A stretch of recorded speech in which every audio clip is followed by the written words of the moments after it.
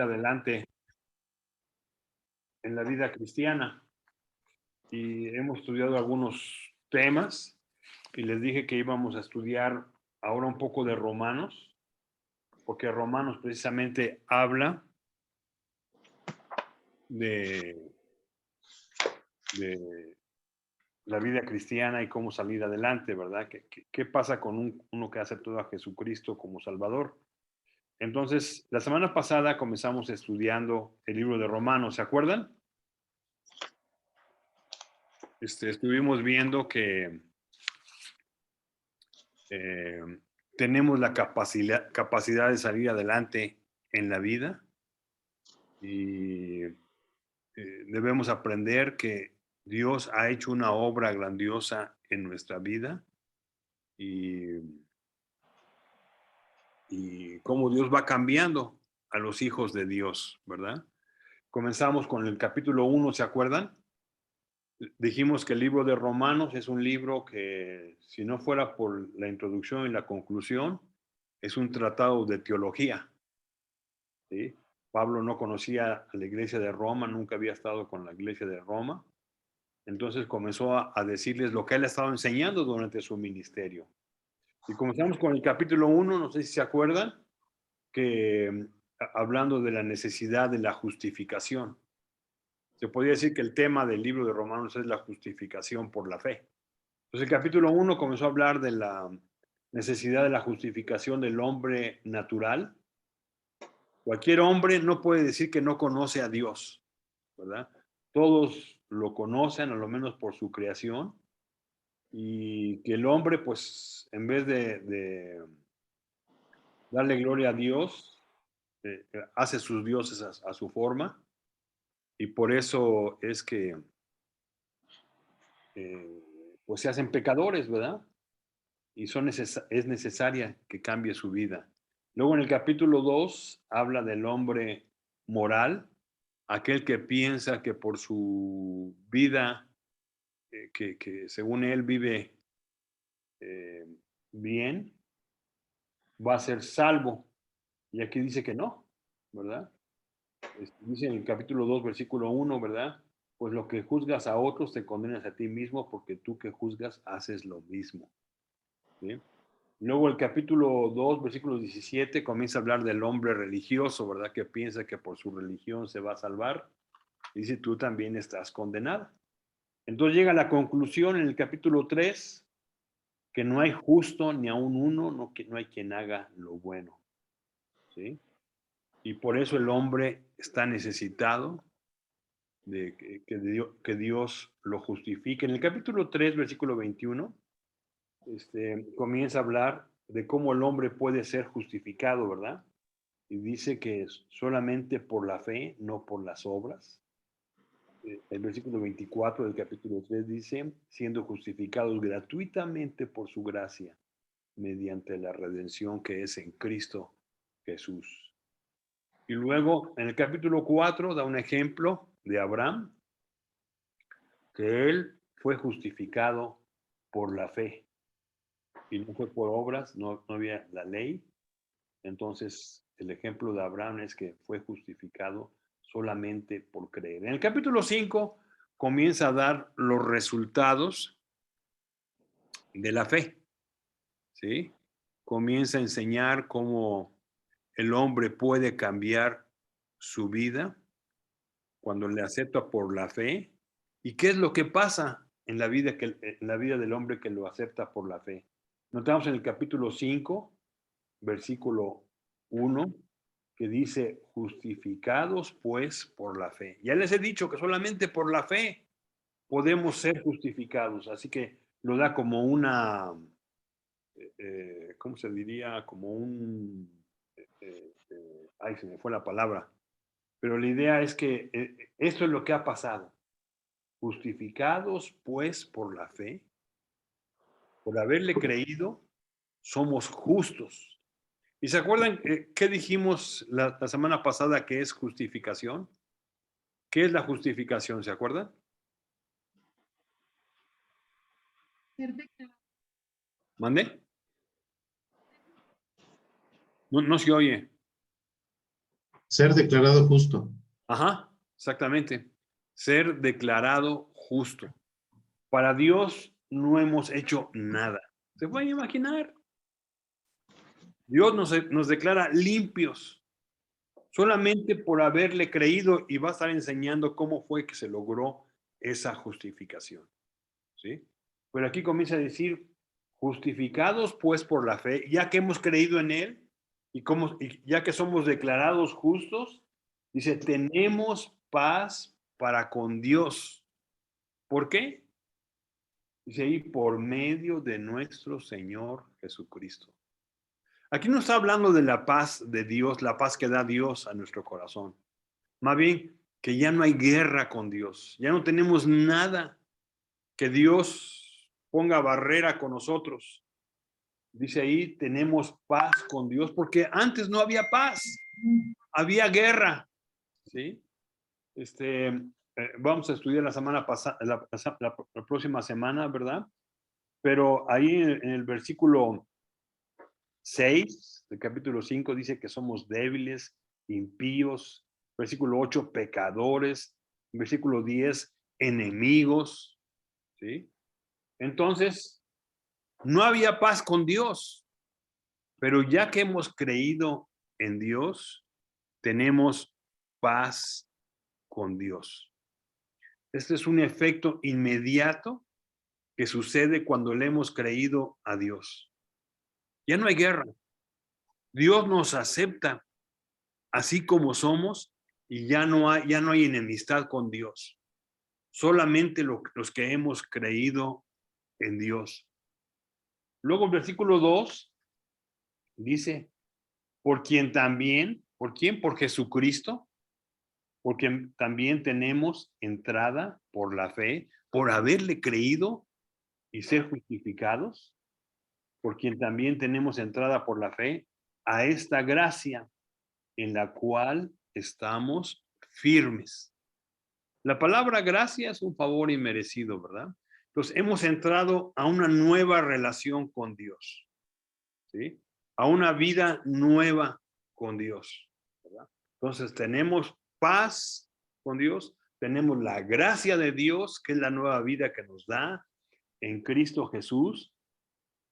Luego dice, y nos gloriamos en la esperanza de la gloria de Dios.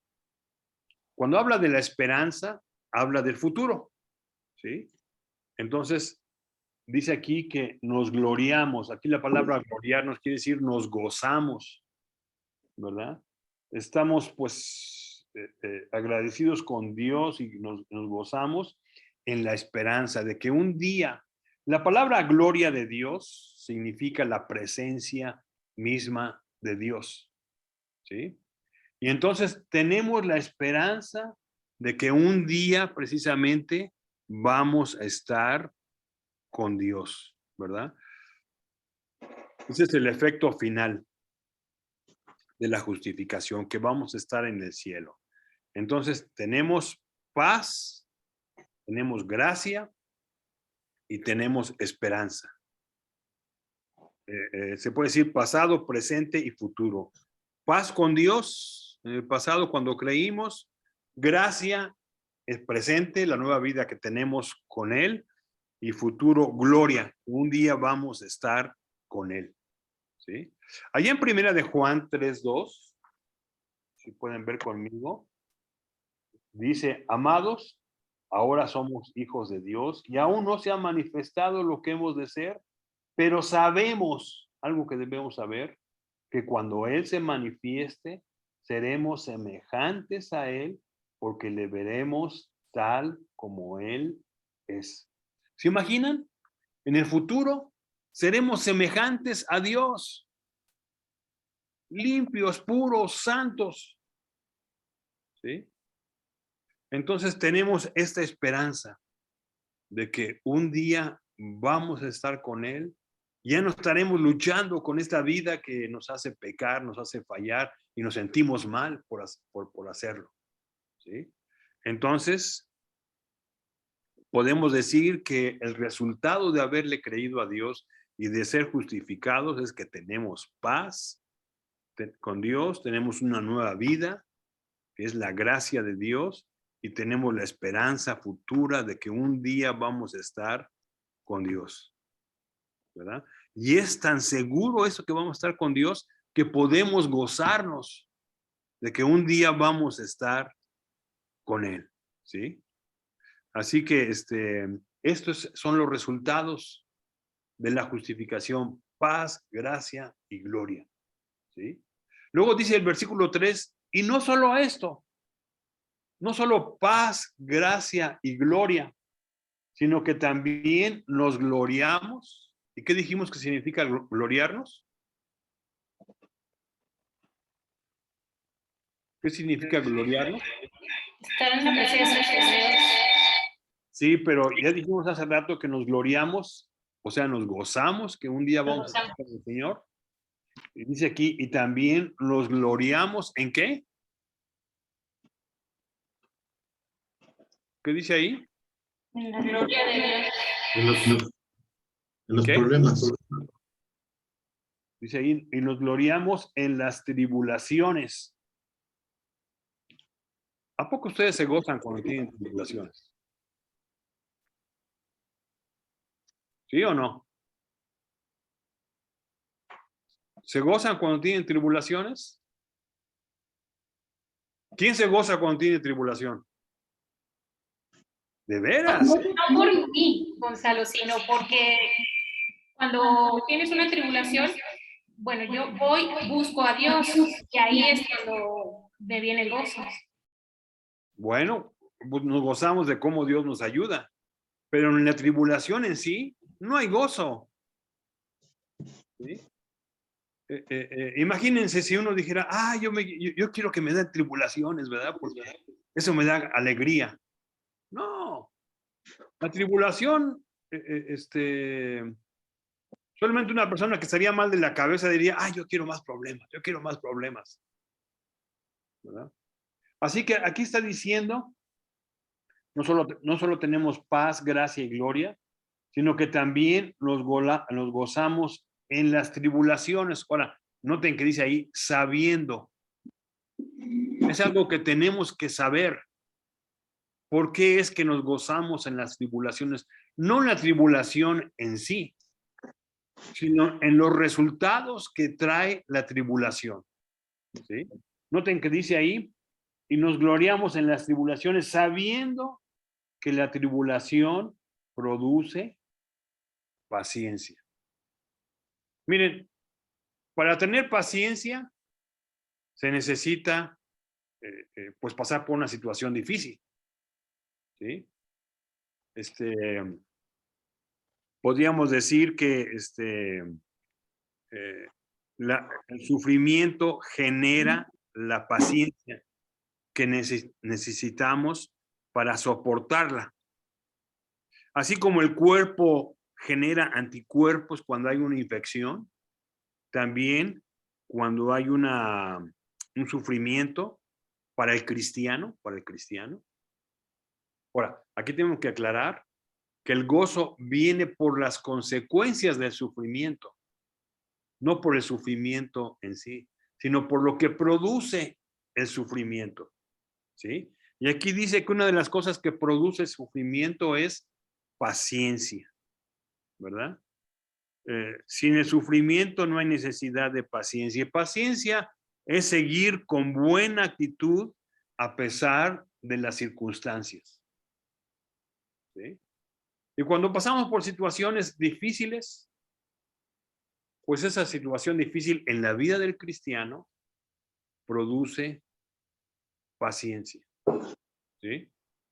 Entonces, nos gozamos en las tribulaciones sabiendo, es un principio que debemos saber, que la tribulación va a generar en mi vida paciencia. Miren, es lo que pasa en los cristianos, ¿sí? Un cristiano cuando pasa por una situación difícil, y vamos a hablar de cristianos maduros, porque hay cristianos inmaduros que se ponen difíciles, avientan las cosas, gritan y se ponen insoportables, ¿verdad? Pero un cristiano que ha sido justificado, ¿verdad? que está madurando en su vida cristiana, que tiene confianza en Dios, ¿sí? Lo que hace es, Señor, pues tú sabes por qué permites esto. Yo no lo entiendo. Yo recuerdo cuando falleció mi esposa, fue muy difícil, muy, muy difícil. Pero lo primero que vino a mi vida fue, Señor, tú sabes lo que haces. Tú tienes el control, lo tengo, y yo no sé por qué lo permitiste, pero lo dejo en tus manos. Y eso es lo que debe pasar en la vida del cristiano cuando pasa por tribulación, ¿verdad? Nos gozamos en lo que Él va a hacer. ¿Y qué es lo primero que va a hacer aquí, según este pasaje? ¿Qué va a producir la tribulación en la vida del cristiano? Leí tus labios, Abel. Paciencia. ¿Sí? Dice, sabiendo que la tribulación produce paciencia. Y luego, ¿qué más? Versículo 4, y la paciencia prueba. Aquí la palabra prueba significa aprobación. Uno que ha hecho un examen y le ha ido bien y sacó excelente. ¿Sí?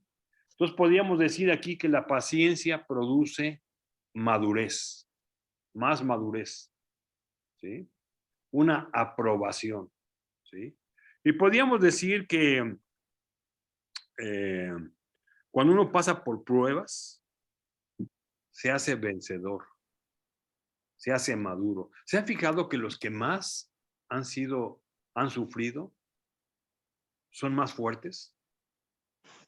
¿Sí? Uno que pasa por pruebas, pues sabe cómo reaccionar con paciencia y se hace fuerte. ¿Sí?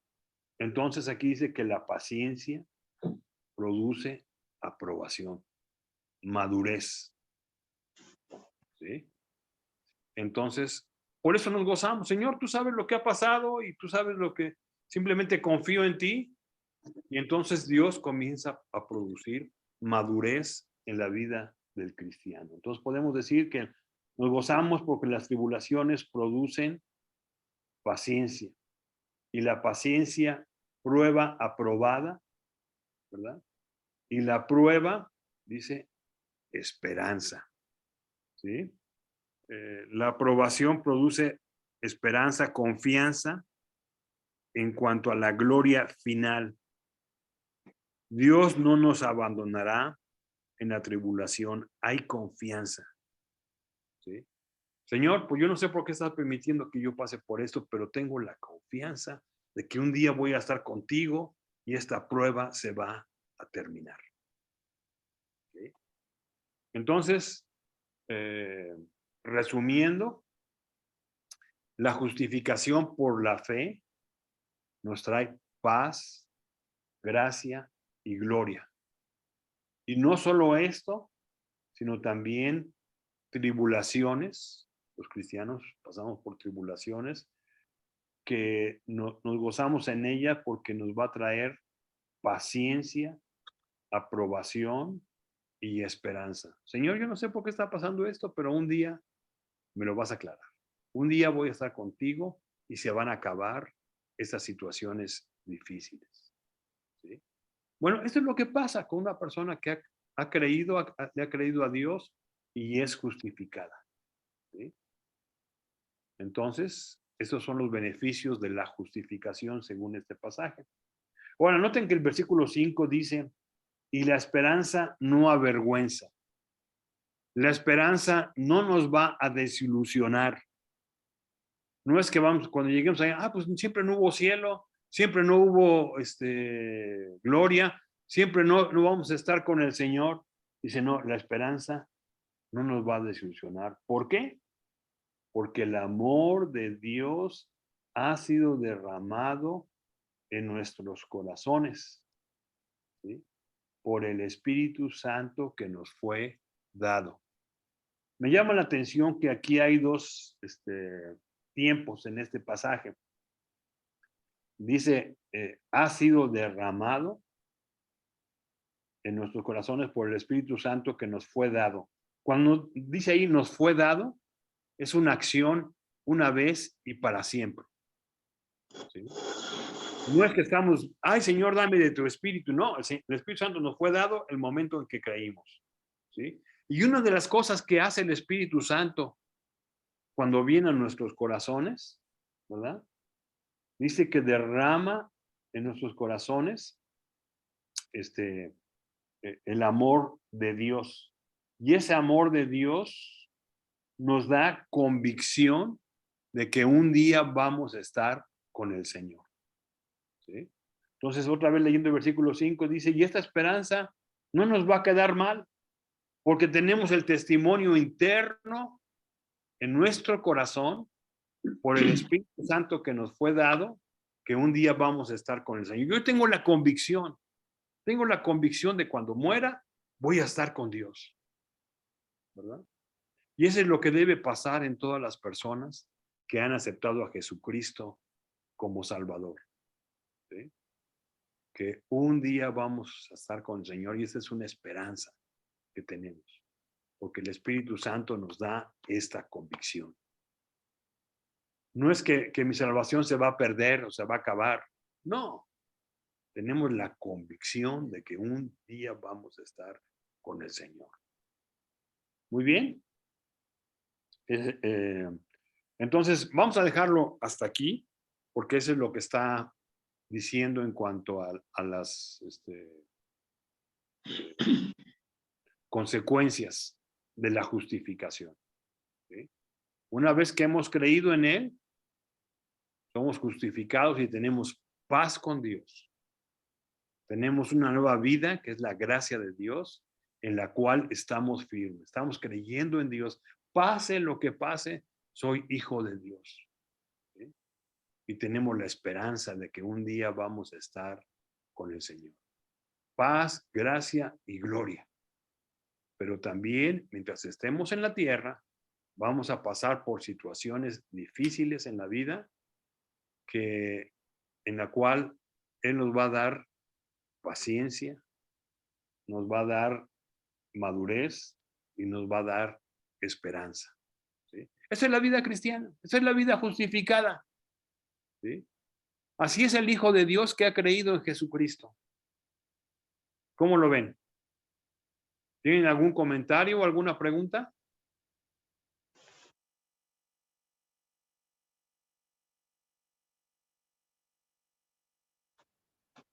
¿Qué piensan de esto que hemos estudiado esta mañana?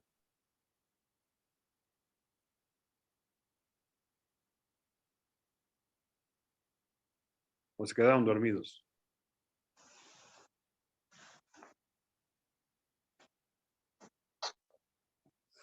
Yo doy gracias porque es una experiencia hermosa el sentirse seguro de que le veremos en el cielo al Señor. Y eso nos llena de gozo. Uh-huh. ¿Alguien más quisiera compartir algo?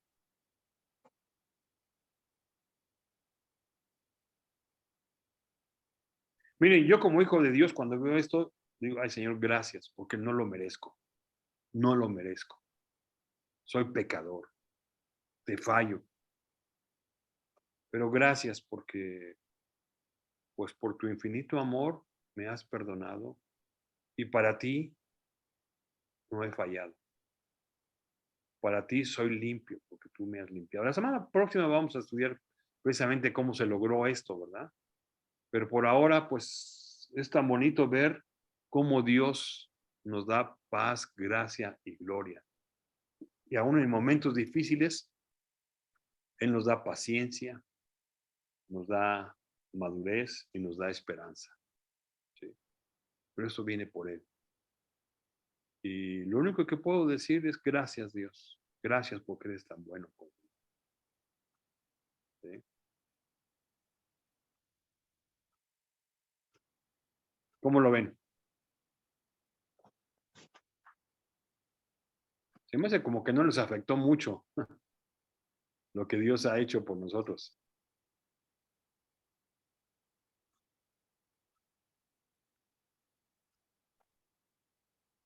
Bueno, Pues yo creo que a lo menos por mi parte debemos darle gracias a Dios por esto que Él ha hecho por nosotros, ¿no creen? Sí. Sí, sí, sobre todo, como tú decías, trabajar mucho en la paciencia, ¿no, Gonzalo? Sí. Sí, es lo que hace un hijo de Dios cuando pasa por tribulaciones. Así es. En vez de desesperarse, en vez de tirar las cosas y gritar, simplemente tener paciencia.